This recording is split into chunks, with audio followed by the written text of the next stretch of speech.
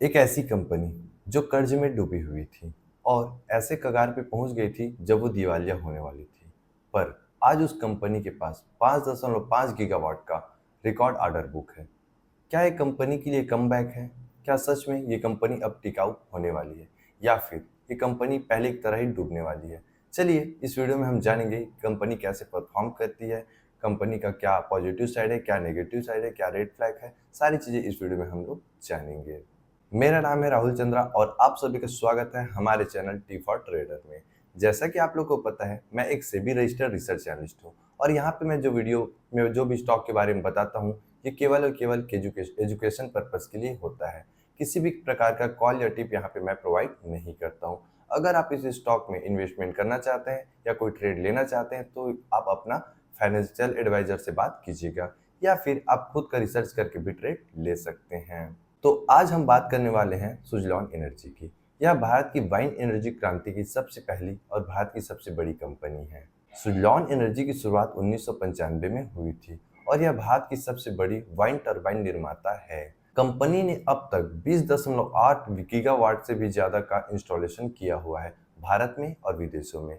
अगर हम भारत में इसकी मार्केट शेयर की बात करें तो लगभग 32% से ज्यादा का मार्केट शेयर भारत में कैप्चर करके रखा हुआ है। अगर हम सुजलॉन एनर्जी की बिजनेस मॉडल की बात करें तो यह खुद टरबाइन बनाता है, फिर उसको इंस्टॉलेशन भी करता है और उसे मेंटेन भी करता है। कहने का मतलब इसका बिजनेस मॉडल बहुत अच्छा है। यह खुद बनाता है, उससे मार्जिन लेता है, उसके बाद वो इंस्टॉलेशन करता है, उससे भी मार्जिन मिलता है। उसके बाद वो जो उसका रख रखाव करता है, उसका मेंटेनेंस करता है, उससे भी वहां उनको इनकम प्राप्त होता है। मतलब ये कंपनी केवल उत्पादन ही नहीं करती बल्कि यह एक integrated green energy solution provider भी है। तो चलिए जानते हैं इस कंपनी का थोड़ा सा पास्ट परफॉर्मेंस कि पास्ट में कैसे इनका रेवेन्यू रहा, कैसे इनका नेट प्रॉफिट रहा। अगर हम फाइनेंशियल ईयर 2024 की बात करें तो इस कंपनी ने 7,080 करोड़ का रेवेन्यू जनरेट किया और अगर इसकी नेट प्रॉफिट की बात करें तो 890 करोड़ के आसपास इसने नेट प्रॉफिट जनरेट किया था। अगर हम लोग फाइनेंशियल ईयर 2023 की कंपेयर में बात करें तो लगभग यहाँ पे डबल होते हुए रेवेन्यू और हमारा नेट प्रॉफिट देखने को मिला था। अगर हम फाइनेंशियल ईयर 2025 की बात करें तो ऐसा उम्मीद है कि 2024 से बेटर परफॉर्म करने वाला है क्योंकि इसका क्वार्टर 3 का रिजल्ट भी बहुत अच्छा आते हुए हमें देखने को मिला।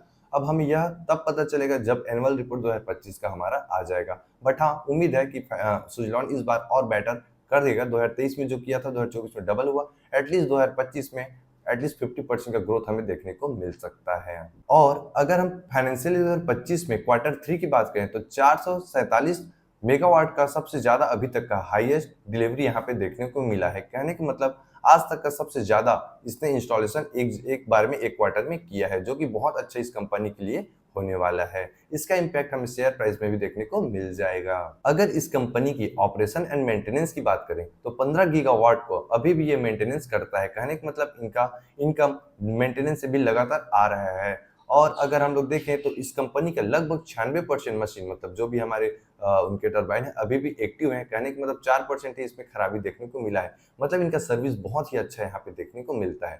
तो ऑल ओवर अगर हम पास्ट परफॉर्मेंस की बात करें तो कंपनी बहुत अच्छा करते हुए आया है। हाँ, अभी फ्यूचर में क्या करेगा ये डिपेंड करता है कि कंपनी और आगे कैसे काम करेगा।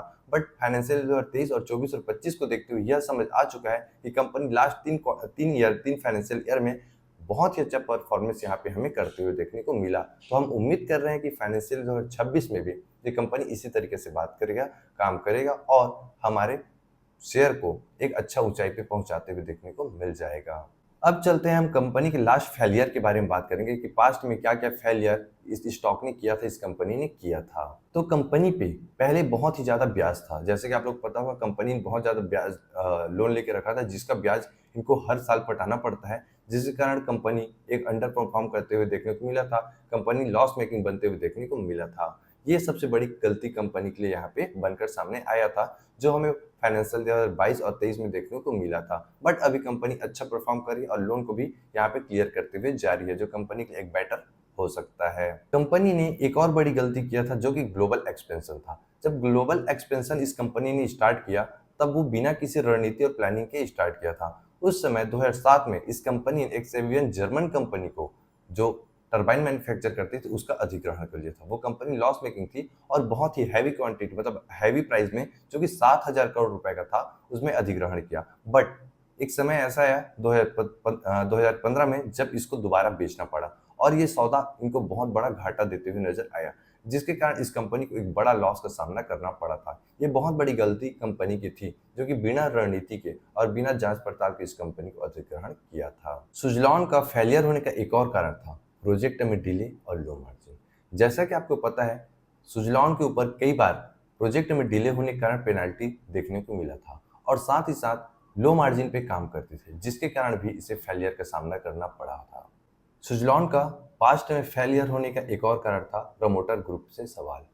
फिर पुराने समय में देखा गया है कि कॉर्पोरेट गवर्नेंस जो भी थे वहां के, उन पे कई सारे सवाल उठे थे और साथ ही साथ लैक ऑफ ट्रांसपेरेंसी का आरोप भी उन पे लगा हुआ था, जिसके कारण निवेशकों का भी भरोसा वहां पे डगमगाया, जिसके कारण यहाँ पे हमें शेयर प्राइस को गिरावट होते हुए देखने को मिला था और यहाँ पे इस कंपनी का लॉस होते हुए हमें देखने को मिला था। बट अभी थोड़ा सा अच्छा यहाँ पे काम करते हुए देखने को मिल रहा है, सारी चीजें ट्रांसपेरेंसी रूप से चल रहा है, जिसके कारण कंपनी अभी अच्छा परफॉर्म कर रहा है। अब चलते हैं सुजलॉन का फ्यूचर प्लानिंग क्या है, फ्यूचर में सुजलॉन क्या कर सकता है, कैसे काम करेगा, इसके बारे में हम लोग जानेंगे। एनटीपीसी ग्रीन से 1544 मेगावाट का ऑर्डर सुजलॉन को मिला है। अगर किसी कंपनी को गवर्नमेंट की तरफ से ऑर्डर मिलता है, यह कंपनी के लिए बहुत ही अच्छा भरोसेमंद के लिए संकेत देता है। कहने का मतलब, अगर गवर्नमेंट की तरफ से कोई ऑर्डर आता है तो कंपनी को एक ट्रस्टेबिलिटी और बढ़ जाती है, तो फ्यूचर में कंपनी और बेटर परफॉर्म कर सकता है और इसी तरीके से और ऑर्डर इनको मिलने वाला है। तो ये फ्यूचर में बहुत अच्छा परफॉर्म करने वाला है और शेयर प्राइस में हमें उछाल भी देखने को मिलने वाला है। सुजलॉन ने एक नया मॉडल लॉन्च किया है जिसका नाम है S144। यह टेक्नोलॉजी इंडिया में ही बनती है और इसका 85% कंपोनेंट इंडिया में ही बनता है। ये अपने टेक्नोलॉजी में सुधार किए हैं और ये उच्च क्षमता वाली मशीन है। यह हमारे पर्यावरण के अनुकूल बिजली उत्पादन करके देगा। ये फ्यूचर के लिए बहुत अच्छा होने वाला है और सुजलॉन एनर्जी को इससे बहुत ही अच्छा ग्रोथ देखने को मिल सकता है। सुजलॉन ने पांडिचेरी और राजस्थान में ब्लेड बनाने के लिए नई मैन्युफैक्चरिंग यूनिट ओपन किया है। इससे जल्दी और ज़्यादा यूनिट में हमें ब्लेड बनते हुए देखने को मिल जाएगा। इससे भी कंपनी को फ्यूचर में फायदा होते हुए देखने को मिलेगा।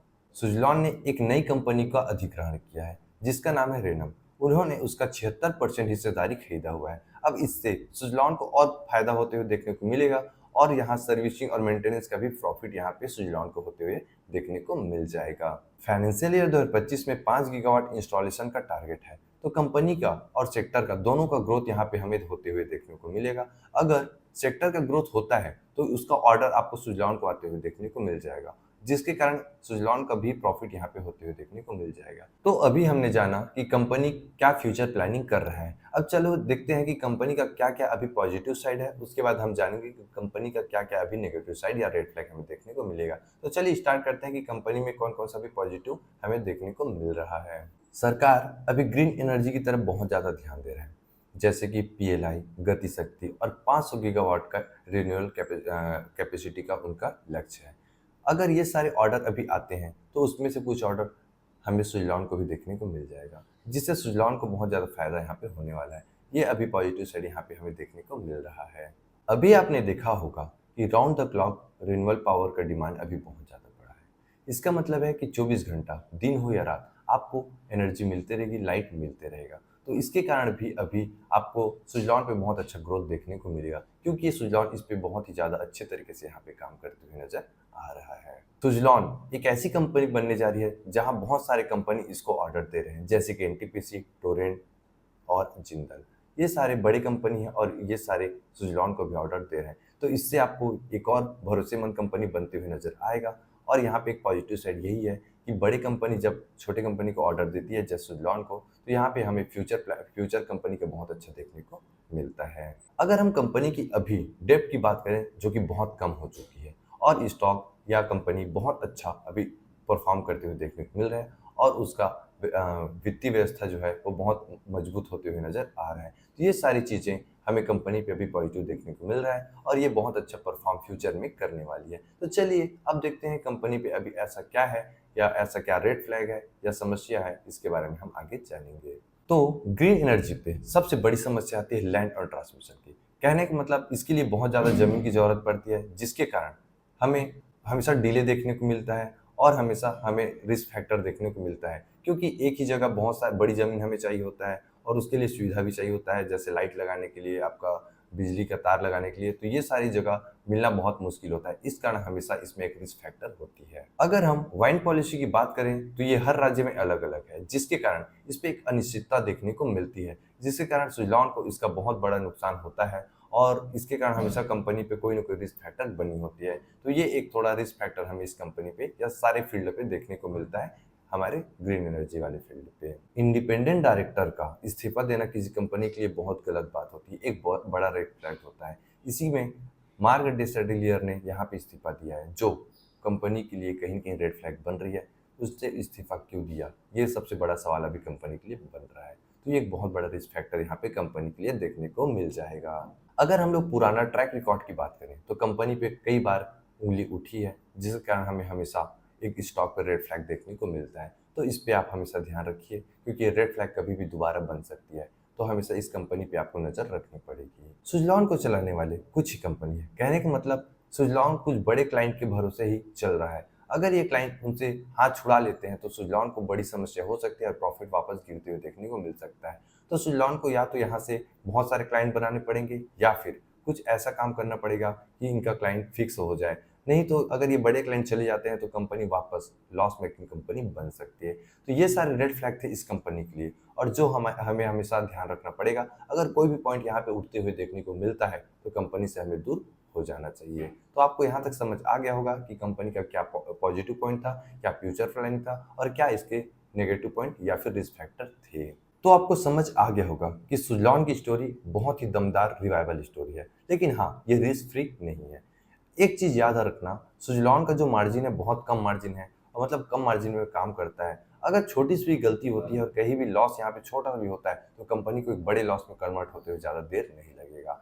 बट एक चीज़ ये भी है कि ग्रीन एनर्जी जो फील्ड है, जो सेक्टर है, वो बहुत दमदार थीम है और लॉन्ग टर्म में ये स्टॉक या ये पूरे सेक्टर बहुत अच्छा कर सकता है। तो इस पे आप ज़रूर नज़र रखिएगा और इस सेक्टर पे आप ज़रूर ध्यान रखिए, क्योंकि ग्रीन एनर्जी का फ्यूचर बहुत ब्राइट है। अगर आप ग्रीन ग्रोथ पे विश्वास रखते हैं और भारत पे विश्वास रखते हैं, तो लॉन्ग टाइम इन्वेस्टर आप बनना चाहें तो इसके लिए बन सकते हैं। बट हाँ, याद रखना, ये स्टॉक और ये फील्ड बहुत ही सिक्योर नहीं है, क्योंकि इसमें छोटी-छोटी मार्जिन के साथ काम करना पड़ता है, तो आपके लिए बहुत बड़ा रिस्क हो सकता है। तो आपको अगर इन्वेस्ट करना है या नहीं करना है, ये आपके ऊपर है। आप अपने फाइनेंशियल एडवाइज़र से एक बार बात ज़रूर कीजिएगा, और किसी भी प्रकार का आप रिसर्च करके भी इन्वेस्ट कर सकते हैं। तो आप इस पे ध्यान रखिए और अपना डिसीजन खुद बनाइएगा।